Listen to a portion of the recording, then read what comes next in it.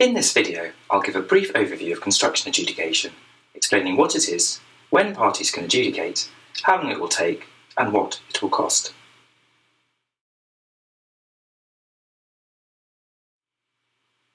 Despite their best intentions, parties sometimes end up in dispute. This might be at the end of the project when trying to resolve the final account, or partway through a project. Adjudication is a specialist form of alternative dispute resolution that is unique to the construction industry. It's intended to offer parties a relatively quick and cheap way of resolving disputes rather than having to go to court, which is significantly more time-consuming and costly. Adjudication is intended to be a quick process which preserves cash flow and allows progress to be made on projects so that parties can get back to their day-to-day business.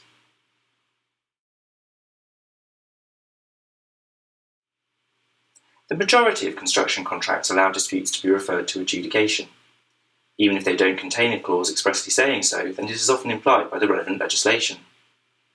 There are, however, some exceptions, such as where one of the parties intends to occupy the finished building as their residence, and contracts for energy projects.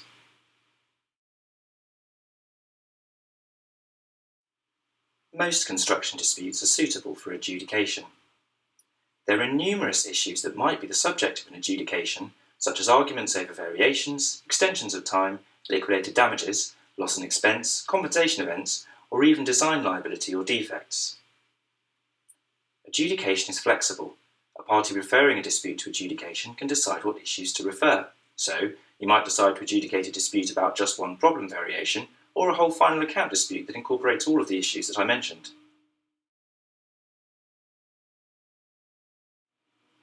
The default adjudication timetable gives an adjudicator 28 days from the date of referral to adjudication to make a decision. That period can be extended by up to 14 days by the party that referred the dispute, or even longer if both parties agree.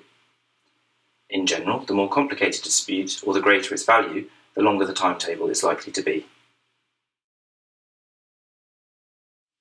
The contract may specify a particular adjudicator nominating body, or particular adjudicators, or it may not say anything about who the adjudicator is to be, in which case you can ask one of the nominating bodies to appoint an adjudicator. Adjudicators tend to have a lot of experience of construction disputes and are either construction professionals or have a legal background. The nominating bodies decide whether or not individuals are suitable to be adjudicators and deal with complaints against them, as well as ensuring they meet their professional standards.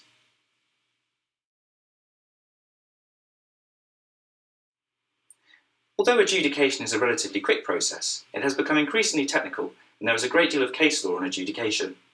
This means that it is easy for a party to unintentionally prejudice or harm its position. If you suspect that somebody is going to start an adjudication against you, or if they have started one, you should take professional advice immediately. You should also collate all of the documents that support your position. As you are unlikely to have long to respond, it pays dividends to be organised and prepared. The overall cost of an adjudication depends on how complicated the dispute is and how much time is spent on it. Adjudicators can decide which of the parties is to pay their bill and generally decide that the losing party has to pay it. However, the parties will remain jointly and severally liable for paying. If one party goes bust, then the other will still have to pay the adjudicator. Unlike court proceedings or arbitration, adjudicators usually cannot decide that the parties have to pay each other's costs, unless the parties agree otherwise. Adjudication offers a number of advantages over more formal forms of dispute resolution, such as litigation and arbitration. Adjudication is relatively quick.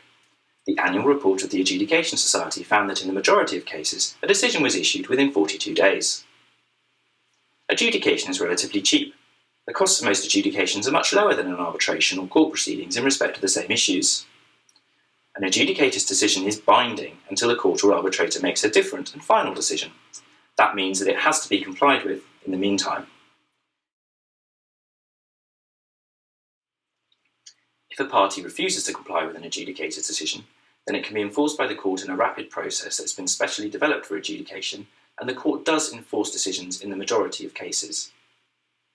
Although an adjudicator's decision can be reversed by a court or an arbitrator, in practice, once the adjudicator has made a decision, that is often the end of the matter. This means that the parties can then put the dispute behind them and move on, rather than spending months or years in court or arbitration proceedings. To summarise, Construction adjudication is a comparatively quick and cost-effective method of dispute resolution, with most adjudications taking between 1 to 3 months. Costs in adjudication are not insignificant, but they will be considerably less eye-watering than the costs involved in court proceedings, and you will not be at risk of having to bear the other party's costs of legal representation if you are not successful. Construction adjudication can be used in the vast majority of construction disputes, whether or not it is expressly mentioned in the contract, and the process can often be started very quickly. There is a great deal of flexibility in terms of what issues can be referred to adjudication. The adjudicator will either be specified in the contract, agreed by the parties, or appointed by a professional appointing body, and will have relevant legal and/or construction knowledge and experience. Good preparation is key, whether you are on the receiving end of a notice or if you intend to refer a dispute to adjudication. The process is fast-paced, so the more preparation that can be done, the better.